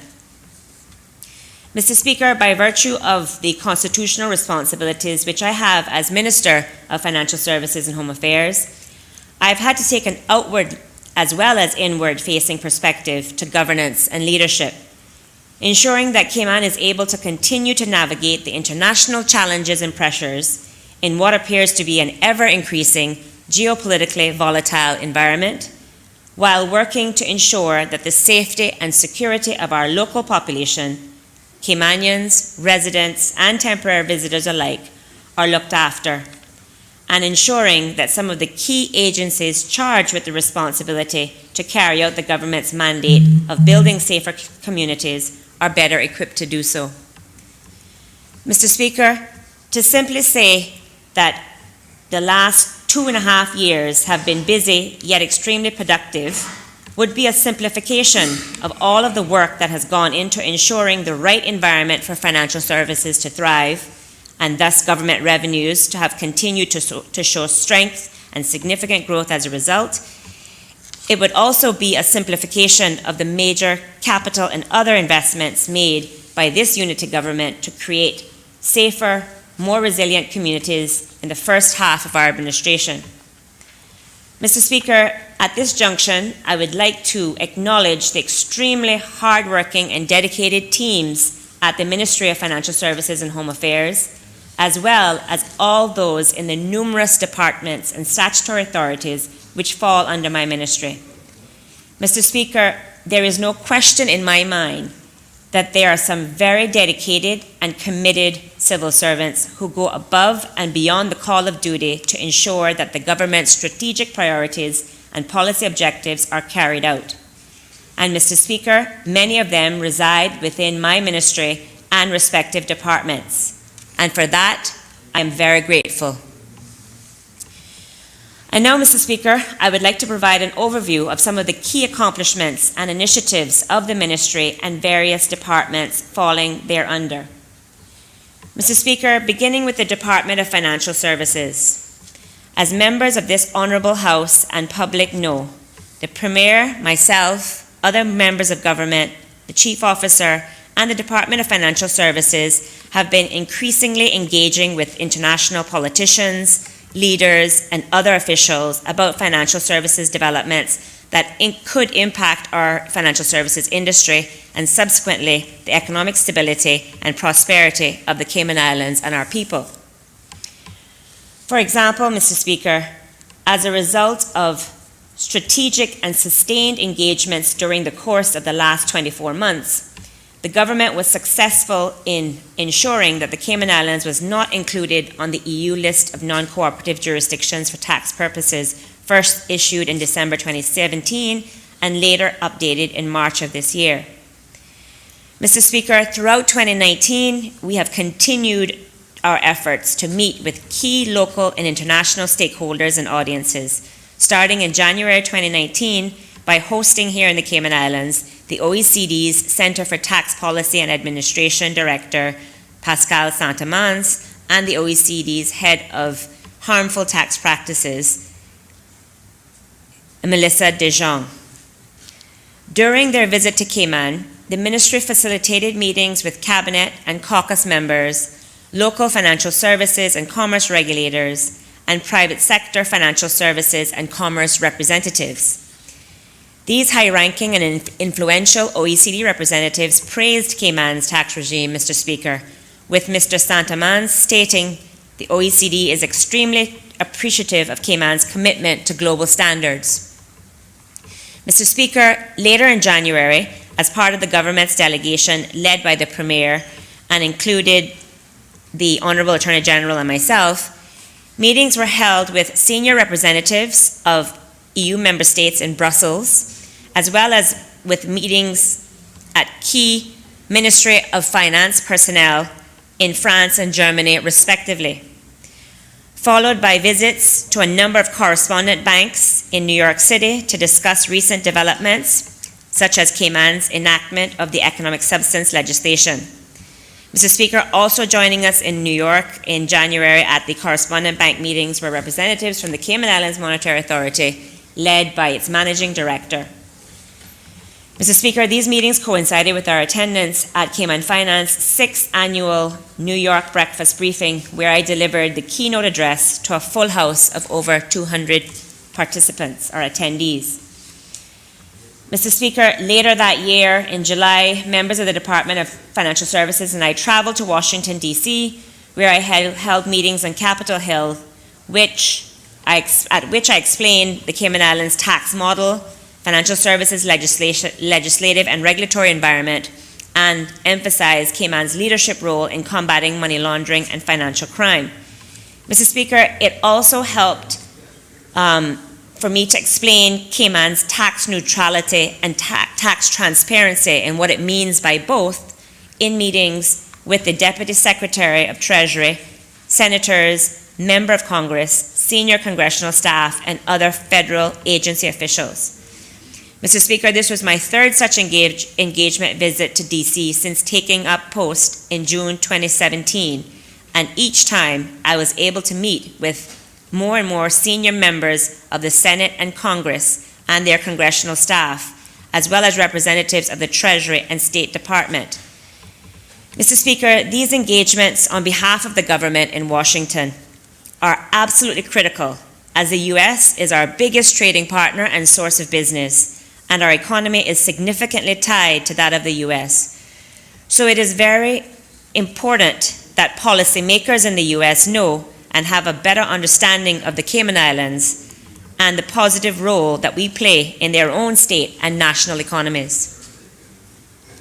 Of course, Mr. Speaker, throughout the past 2.5 years, we have met regularly and extensively with local financial services industry and business representatives here, keeping them updated on the progress and activities undertaken.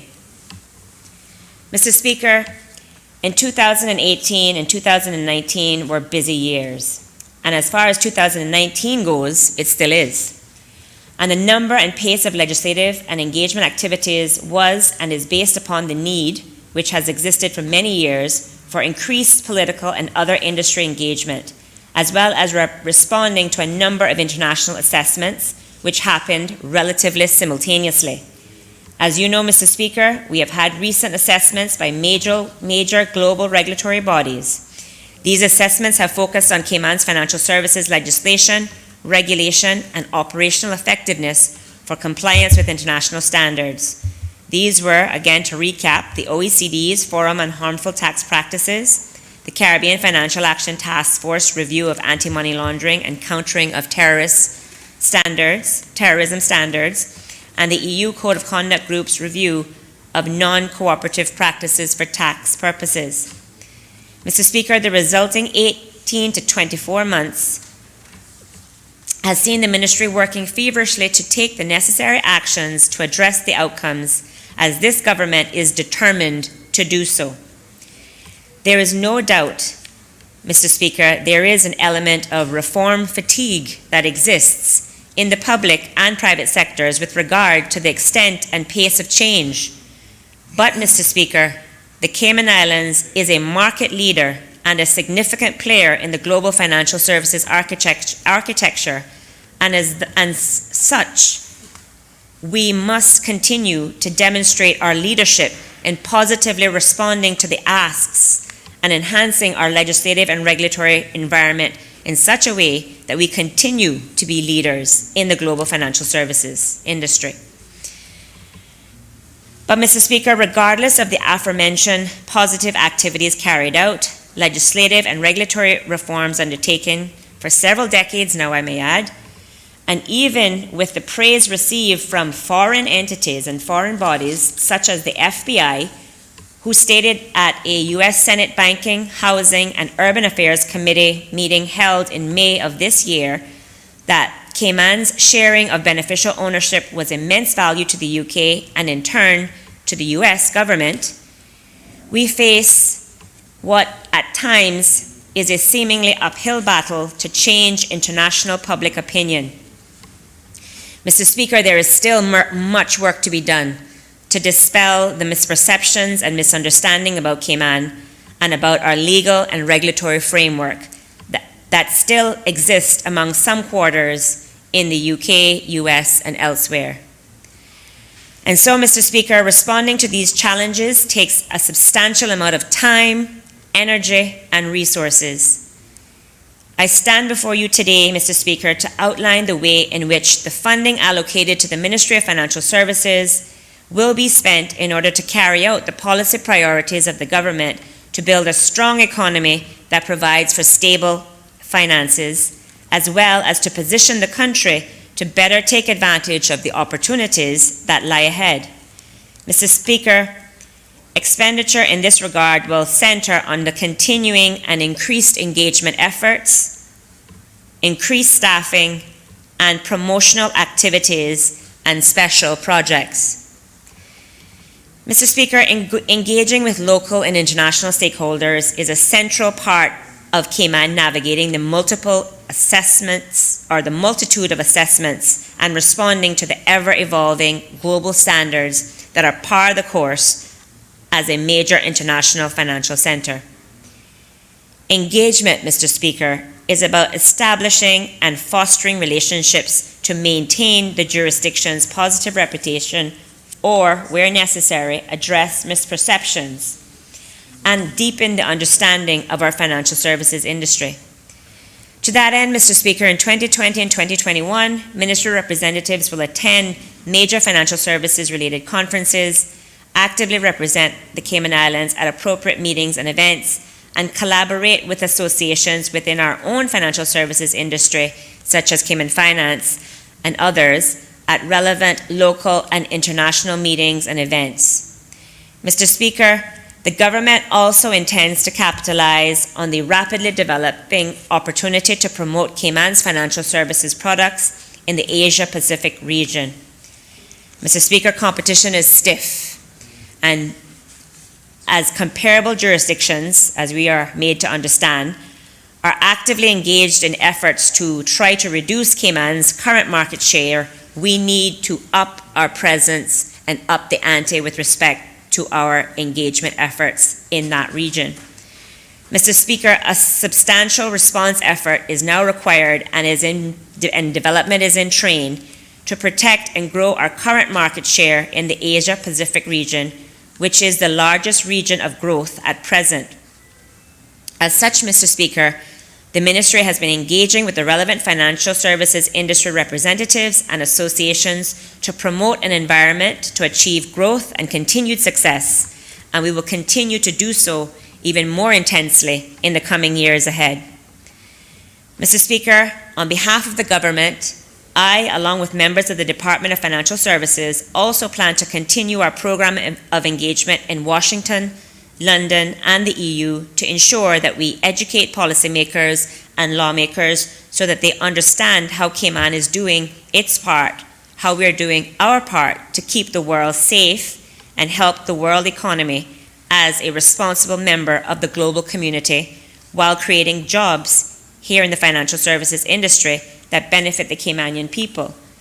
And of course, Mr. Speaker, in addition to creating the jobs, it also provides the revenue for the government, as I said before, which allows us to continue our investment in social services, our increased investment in education, our increased investment in protecting for the elderly and the most vulnerable in our community.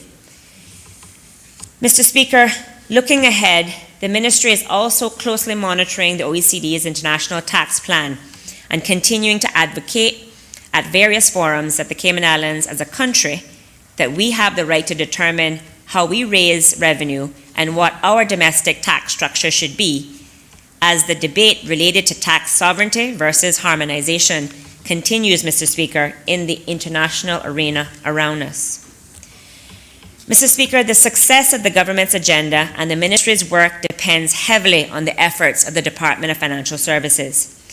This department greatly supports my job as Minister to provide policy and legislative directives for financial services and to effectively engage with local industry stakeholders to understand evolving needs, industry challenges, and potential opportunities for growth of the financial services industry in the Cayman Islands. Mr. Speaker, the Department of Financial Services undertakes initiatives that help maintain a legislative and regulatory framework which meets international standards and facilitates the successful operation of the financial services industry to the benefit of our people and the country as a whole. To ensure, Mr. Speaker, that adequate staff capacity to meet ongoing demands for the 2018-2019 budget, or I should say to ensure that there was increased capacity, because, Mr. Speaker, I'll let it be known right now, there's always room for more staff and support in this ever more important and significant department. But the government has certainly invested and made a significant investment in this 2018-2019 budget that we are about to bring to an end with respect to increasing staff in the Department of Financial Services. And so to give you an example, Mr. Speaker, since July 2017, the number of staff of the department has more than doubled, growing from 5 persons when I took office in 2017 to a current complement of 12. Mr. Speaker, to complement the expansion in the number of staff in the department working on policy matters, there's also a plan to add 2 communication posts, 1 strategic communication officer and 1 senior strategic communication officer in 2020. In addition to supporting the policy development, Mr. Speaker, these posts will help to bolster the planned stakeholder engagements and proactive communication plans. Mr. Speaker, as I said before, unfortunately, there seems to be still some persistent misperception regarding the role that the Cayman Islands plays or is said to play in facilitating tax crime and money laundering. And this has often contributed to the disregard of the facts regarding Cayman's transparency and indeed compliance with international standards. Of course, Mr. Speaker, to say that as an international financial services center, there's never any risk of the jurisdiction being used in nefarious ways would be naive, as with all financial centers, both offshore and onshore, such as New York, London, Paris, etc. There's always ways for criminal-minded people to carry out whatever criminal activities they are so inclined to do. But, Mr. Speaker, Cayman has a strong history of transparency, a strong history of complying and adapting to, as necessary, international standards. And so, Mr. Speaker, to help dispel these misperceptions and indeed misrepresentations in several instances, it is important to address the source of the modern-day misinformation. And again, Mr. Speaker, having seen success over the last 2.5 years with our direct engagement efforts, I, along with representatives of the ministry, intend to engage with organizations within the American filmmaking industry. Mr. Speaker, it is time that we take this fight to Hollywood. Mr. Speaker, a targeted campaign for engagement with leading entertainment company executives is planned for the upcoming year. Our objectives for this effort, Mr. Speaker, are to correct the record, to educate content providers, and to set the record straight about Cayman's commitment to meeting international standards and its ongoing commitment to combat financial crime and tax evasion. Mr. Speaker, the end goal is to positively influence how the Cayman Islands is referenced in film or television, or at the very least, help to minimize what is often seen as the erroneous, misleading, and misinformed throwaway references to the Cayman Islands, which unfortunately is still making its way into popular film and television. One only has to tune into the latest series, etc., where you'll see these erroneous and spurious comments in relation to Cayman. So our goal is to help to educate those that are writing the scripts, that create the stories, to at least give them a reason to pause before they choose to refer to Cayman Islands in this light. And Mr. Speaker, funds have been allocated to the government in this 2020-2021 budget to support the various engagement and public relation activities and projects, some of which I have highlighted here today. Mr. Speaker, I will now turn to discussing the Department for International Tax Cooperation. Mr. Speaker, as you know, the Department of International Tax Cooperation facilitates the work of the Tax Information Authority. The Tax Information Authority is the sole dedicated channel in the Cayman Islands for international cooperation on matters involving the provision of tax-related information to competent authorities of other jurisdictions. So, Mr. Speaker, when we speak about the Cayman Islands being a tax-transparent jurisdiction that does its part to combat tax evasion, it is the work of the Department of International Tax Cooperation and the legislative advancements that they promote that allows us to do so with confidence and conviction. And Mr. Speaker, for the purposes of the budget, the Department of International Tax Cooperation's functions are divided into three parts. There is the exchange of information for tax purposes, the international engagement in tax matters, and the implementation of the International Tax Cooperation Economic Substance Law 2018. And permit me, Mr. Speaker, to provide members and the listening public a brief update on each division and recapping the accomplishments and plans for the future. Firstly, Mr. Speaker, with regard to the exchange of information for tax purposes, as you will know, the DITC collaborates with competent authorities in partner jurisdictions around the world on all modes of exchange of information for tax purposes. Activities include exchange of information for tax purposes with more than 120 partner jurisdictions in accordance with international standards as required by the various international agreements that we have entered into and relevant domestic legislation. Secondly, Mr. Speaker, with regard to international engagement in tax matters, the Department of International Tax Cooperation is responsible for ensuring that the islands meet accepted international standards and membership commitments to relevant international bodies through positive engagement and strategic contributions. Mr. Speaker, this entails senior DITC staff members participating in approximately 30 international meetings held annually at various levels.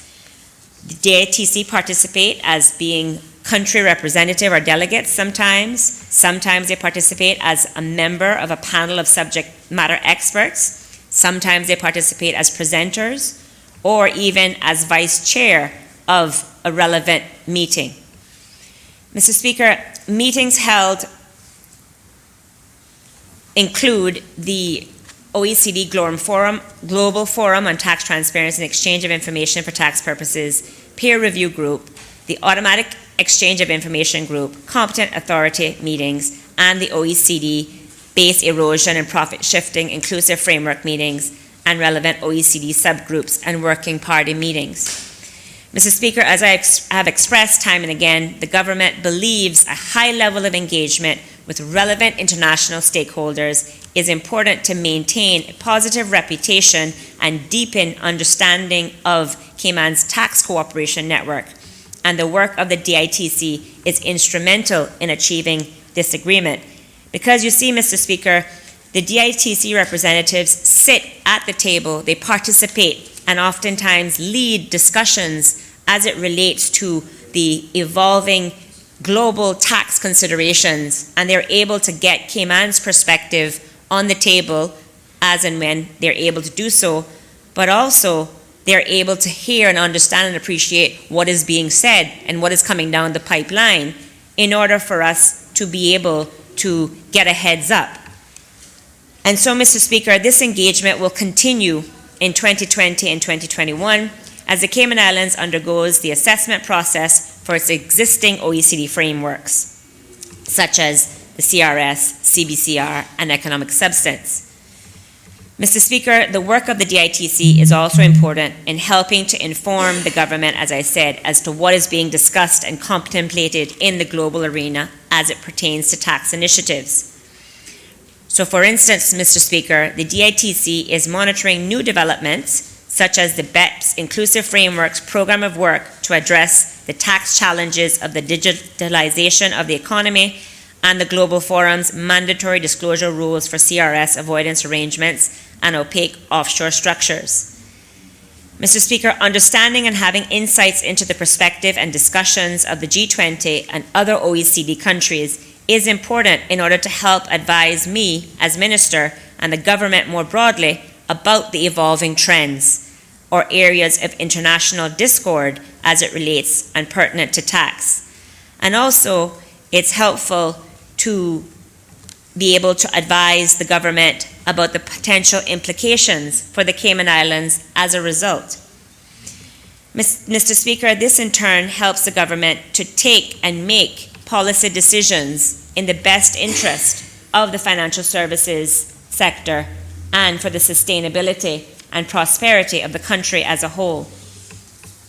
And thirdly, Mr. Speaker, with regard to the implementation of the International Tax Cooperation Economic Substance Law, DITC aims to effectively implement the legal, administrative, and IT components for the purposes of the ES law. Mr. Speaker, this year, the activities that have been started and that will be planned and continued into the new year is including project management of all the operations and systems to provide a framework to meet the statutory requirements, engaging with the OECD FHTP and the EU to ensure implementation conforms to international standards and peer monitoring. And in addition, the DITC consults and liaises with industry and issues guidance in accordance with the Economic Substance Law. Mr. Speaker, this year, more than 100,000 companies and limited liability partnerships will use General Registry's already established system to notify the DITC of their classification under the ES law and whether they are in scope to make annual ES returns to the DITC on their substance requirements. Mr. Speaker, relevant entities required to make the economic substance return will do so via a new electronic portal with the DITC will launch in the second half of 2020. Turning now, Mr. Speaker, to the General Registry Department. The General Registry is a key engine to the success of the financial services industry, and for that matter, for business and commerce to flourish locally and more generally. Mr. Speaker, the General Registry's remit is broad, ranging from the registration of companies, partnerships, NPOs, IP, as well as births and deaths. It is also a key department that aids local and international law enforcement agencies. An important focus of the government over the past 2 years has been to support efforts taken by the department to improve customer experiences by creating efficiencies and ease of access. Mr. Speaker, dealing specifically with some of the entities falling within the department, the Cayman Islands intellectual property has also enjoyed a number of successes this year. In January 2019, the Intellectual Property Office team grew by 1 from a team of 3 to 4, with the addition of a dedicated trademark examiner. The Intellectual Property Office has been able to reduce all backlog and increase turnaround time for processing of trademark applications. Mr. Speaker, the design rights law was passed earlier this year in May, which will now allow for the direct registration of designs through the Cayman Islands Intellectual Property Office. Mr. Speaker, this is beneficial to local artisans and design engineers who wish to obtain protection for their intellectual property. It will also, Mr. Speaker, reduce the cost and time it takes to obtain design protection and to continue Cayman on our path of building a robust intellectual property regime. And again, Mr. Speaker, this reduction in cost and time and creating efficiencies is certainly within and keeping with the government goal to assist small businesses and end users of the government infrastructure alike. Mr. Speaker, because of the growing reputation of the Intellectual Property Office, both regionally and further afield, for the first time ever earlier this year, the Cayman Islands Intellectual Property Office collaborated with the United States enforcement agencies to stage a regional intellectual property workshop in the Cayman Islands. The Cayman Islands Intellectual Property Office coordinated the enforcement training through the Homeland Security Investigations Division. The sessions, which took place from the 23rd to the 26th of July on Grand Cayman, focused on investigations and enforcement operations specifically concerning counterfeit goods and their connection to transnational organized crime. Mr. Speaker, leading the training were the U.S. government officials from the Department of State, Homeland Security, Customs and Border Patrol, Department of Justice, and the Patent and Trademark Office and the National Intellectual Property Rights Coordination Center. Cayman welcomed representatives of law enforcement agencies from the Dominican Republic, Honduras, Guatemala, Costa Rica, Panama, St. Lucia, Anguilla, Bermuda, British Virgin Islands, and Jamaica. And at the training session, Mr. Speaker, there were also local attendees participating from our own Customs and Border Control, RCIPS, Department of Commerce and Investment, and the Department of Legal Affairs and the Cayman Islands Intellectual Property Office. Mr. Speaker, turning to specific projects within the General Registry, a major venture to improve efficiency and accessibility undertaken by the General Registry has been the continuation of converting all manual files to electronic format. And this year, the department has completed the conversion of 10,000 files. Mr. Speaker, the conversion of these documents further enhances the benefits of the services that the department provides to the financial services sector. The department is on target to complete the conversion of an additional 5,000 files by the end of 2019. Mr. Speaker, this project is a major undertaking by the department, which was expected to take 5 years. The department now anticipates completion of the project in 2020. And upon the completion of the project, Mr. Speaker, all records kept by the registry will be available electronically to managers and registered entities.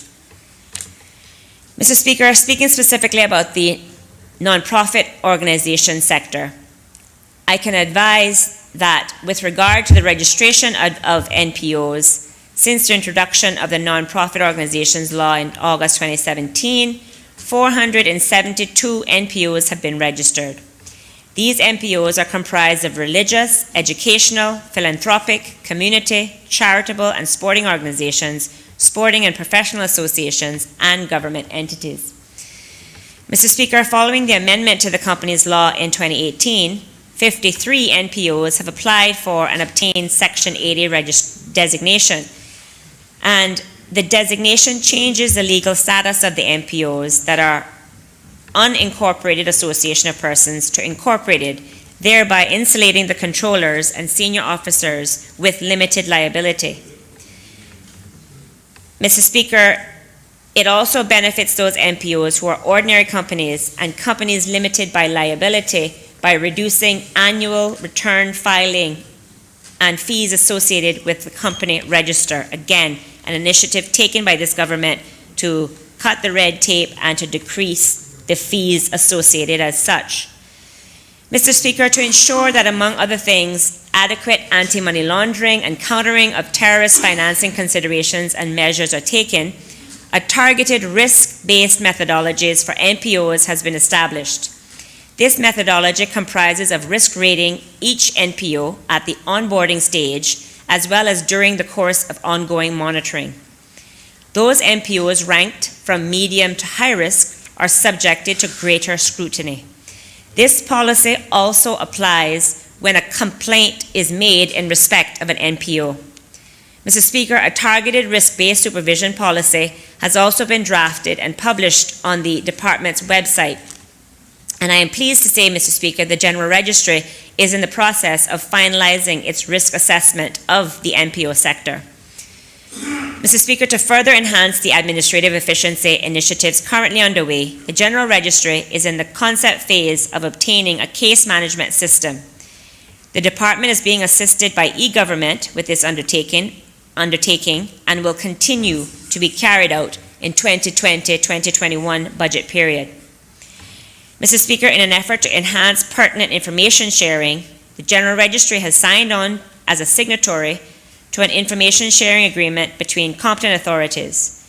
This mechanism, Mr. Speaker, along with recent amendments to the NPO law, Companies Law, and the Confidential Information Disclosure Law, facilitates both a formal and informal process for appropriate sharing of information related to MPOs.